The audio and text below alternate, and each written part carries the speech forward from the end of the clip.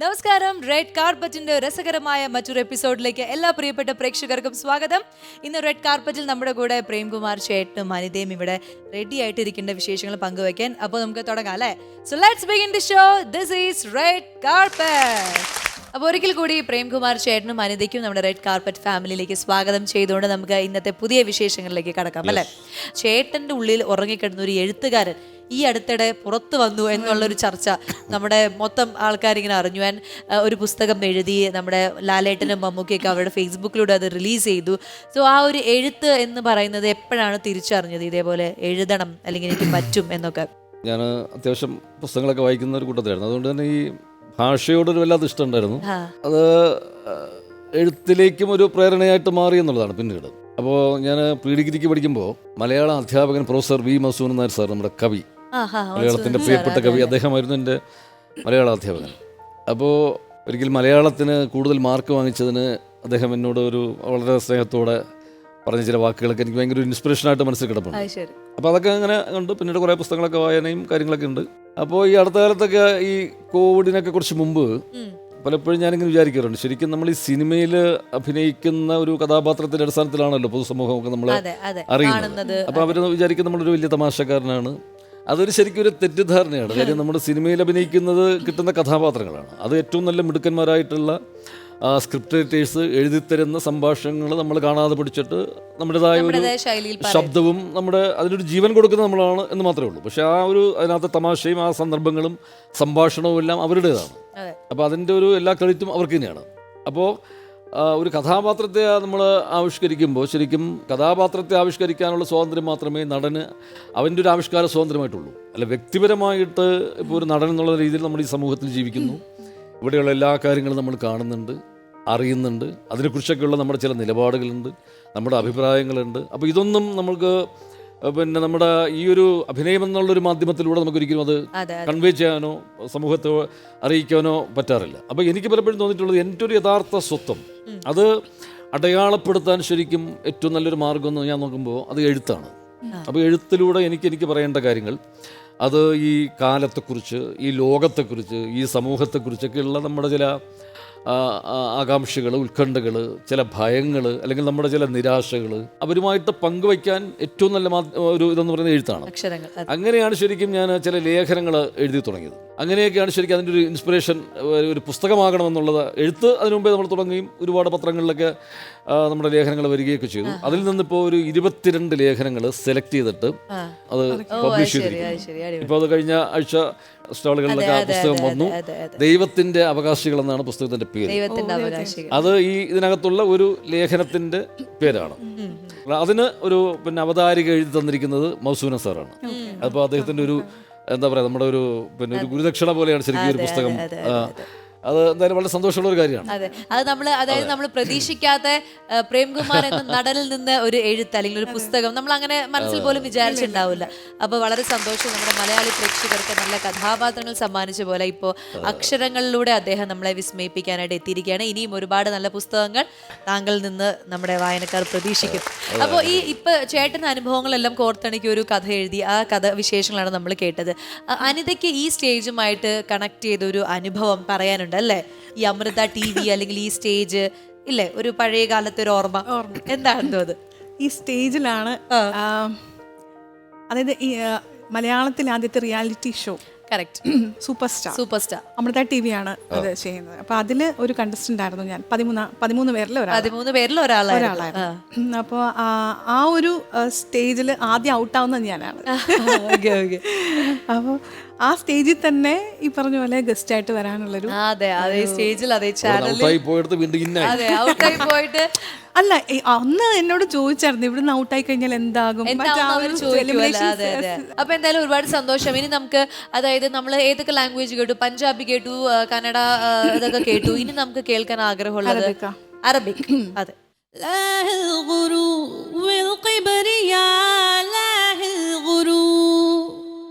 لا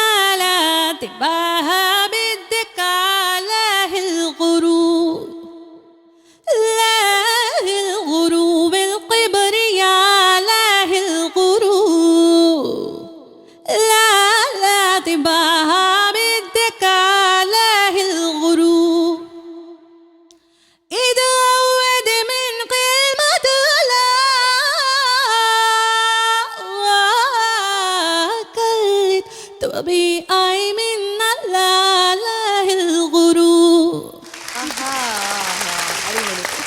അതിന്റെ അർത്ഥം, അതായത് മലയാളത്തിലുള്ള ഒരു അർത്ഥം? ലവറിനെ വിളിക്കുന്ന ഒരു സോങ് ആണ്. ലവറിനെ വിളിക്കുന്ന സോങ് ആണിത്. ഇങ്ങനെ വിളിച്ചാൽ അവർ വരുമോ?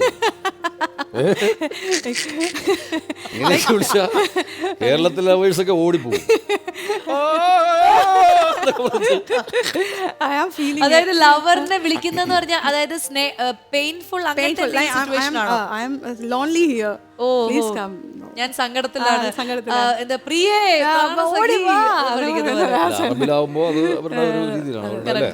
ഇപ്പൊ നമുക്ക് പ്രേംകുമാർ ചേട്ടൻ ഒരു അറബി പാട്ട് പഠിപ്പിക്കാൻ പറഞ്ഞു കഴിഞ്ഞാല് പെട്ടെന്ന് ഒരു പാട്ട് ഇങ്ങനെ ഒരു വരി പറഞ്ഞ് ചേട്ടൻ അത് റിപ്പീറ്റ് ചെയ്യുക, അങ്ങനെ ഒരു പാട്ട് പഠിക്കാൻ ആഗ്രഹം തോന്നുന്നുണ്ടോ? ഏതെങ്കിലും ഒരു പാട്ട് ഒരു അറബിയിൽ ഒരു വരി ഒന്ന് പാടി കേൾപ്പിച്ചു കൊടുത്തേക്ക്, ചേട്ടൻ പാടുവോ പഠിക്കുമെന്ന് അറിയാം.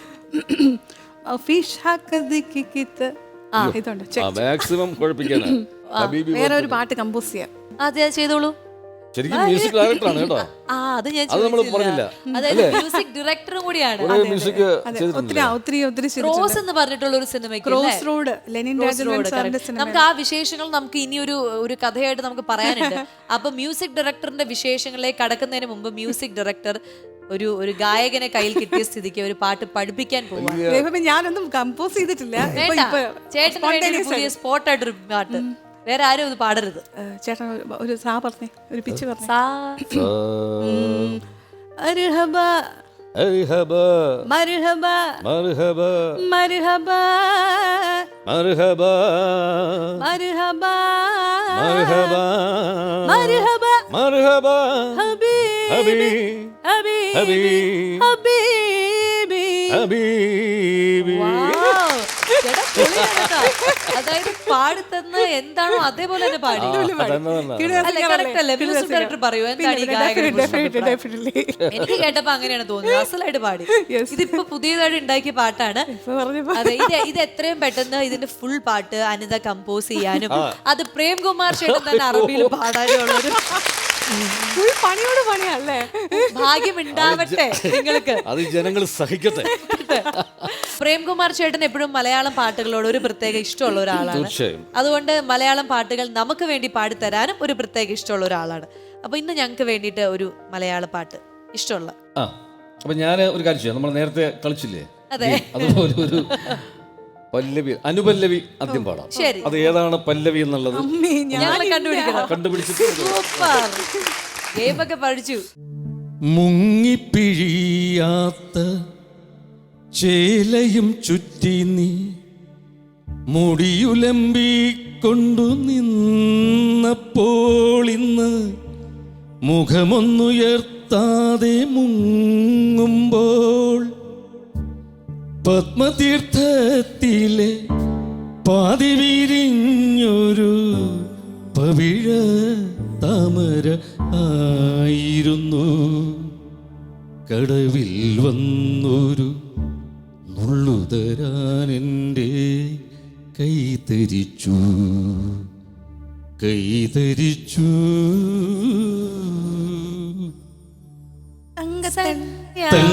തങ്കത്തളികയിൽ പൊങ്കലുമായി വന്ന് തൈമാസ തമിഴ് പെണ്ണേ, നിന്റെ അരഞ്ഞാണ ചരടിലെ ഏലസിനുള്ളിൽ ആരെയും മയക്കുന്ന മന്ത്രമുണ്ടോ, അനംഗ മന്ത്രമുണ്ടോ? തങ്കത്തളികയിൽ പൊങ്കലുമായി വന്ന തൈമാസ തമിഴ് പെണ്ണേ.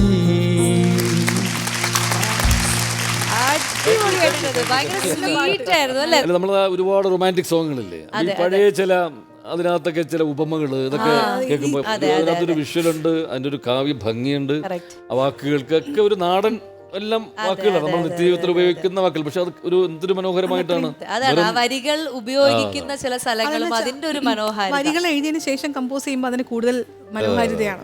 ഈ മ്യൂസിക് ഡയറക്ഷൻ ചെയ്യുമ്പോൾ അങ്ങനെയാണോ, അതായത് വരികൾ കിട്ടിയതിനു ശേഷമാണോ? വരികൾ കിട്ടിയിട്ട് കമ്പോസ് ചെയ്യാനാണ് എനിക്ക് ഇഷ്ടം. പക്ഷെ ചില സമയത്ത് ഈ പറഞ്ഞ പോലെ ഡയറക്ടേഴ്സിന് ഇഷ്ടപ്പെടണമെങ്കിൽ നമ്മൾ ചിലപ്പോൾ ട്യൂണ് കേൾപ്പിക്കണം.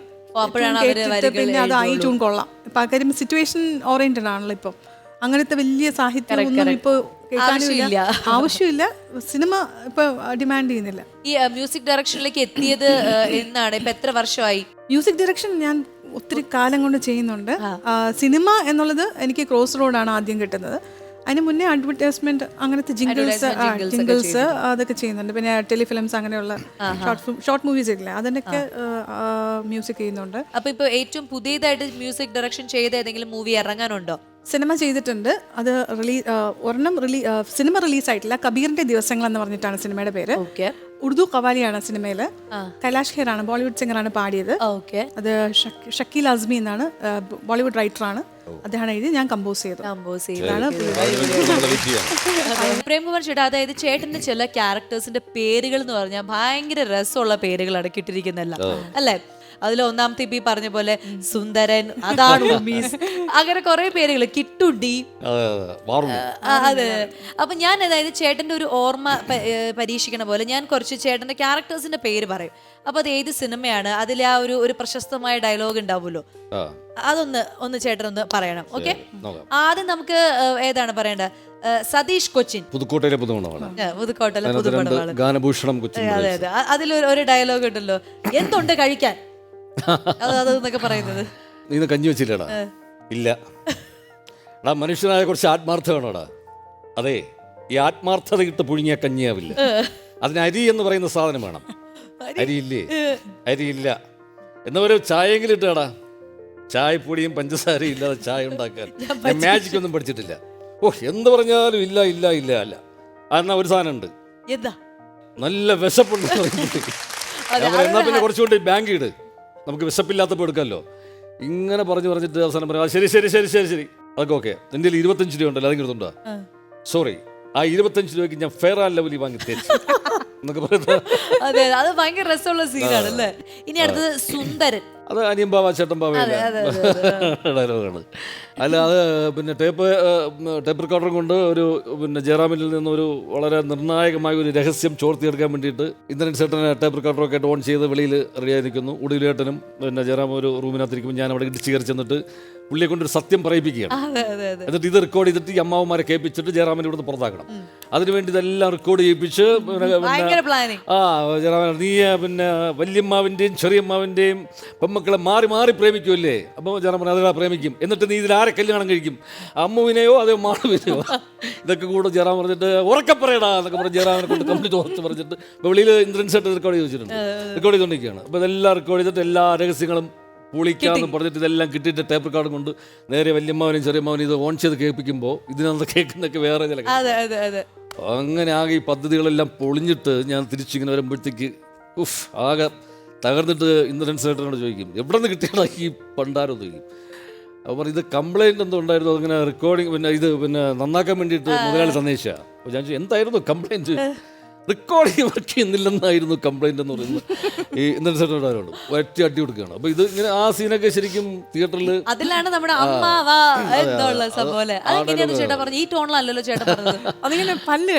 അല്ല, അത് ശരിക്കും ഈ ഒരു പിന്നെ അമ്മാവന്മാരെ വിളിക്കുന്ന ഡയലോഗാണ്.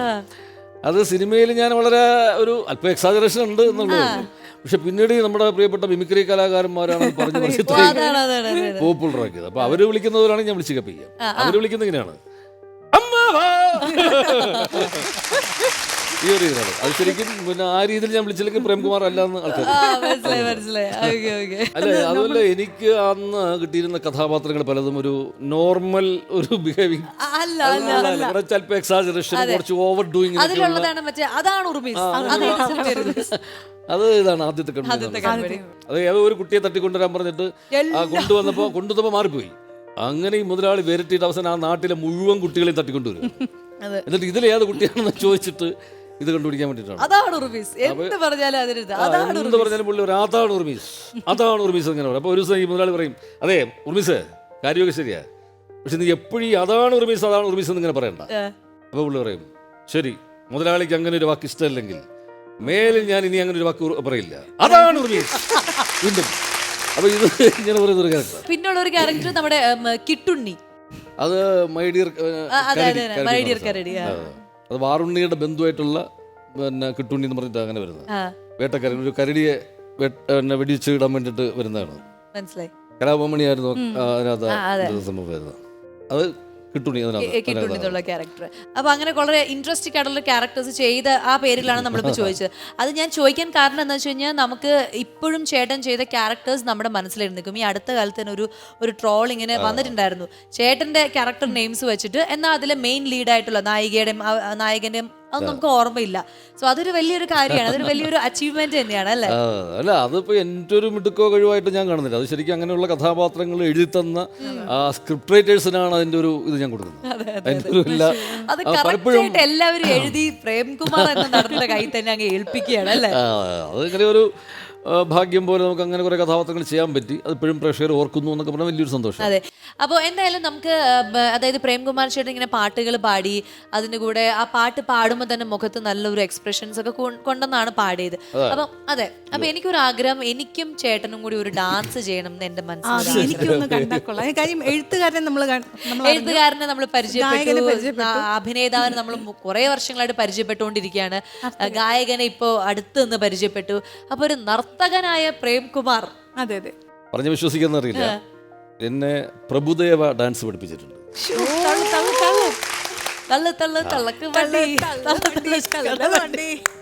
വിശ്വസിക്കണ്ട. ജോണി വാക്കർ മനസ്സിൽ കണ്ടിട്ടുണ്ട്.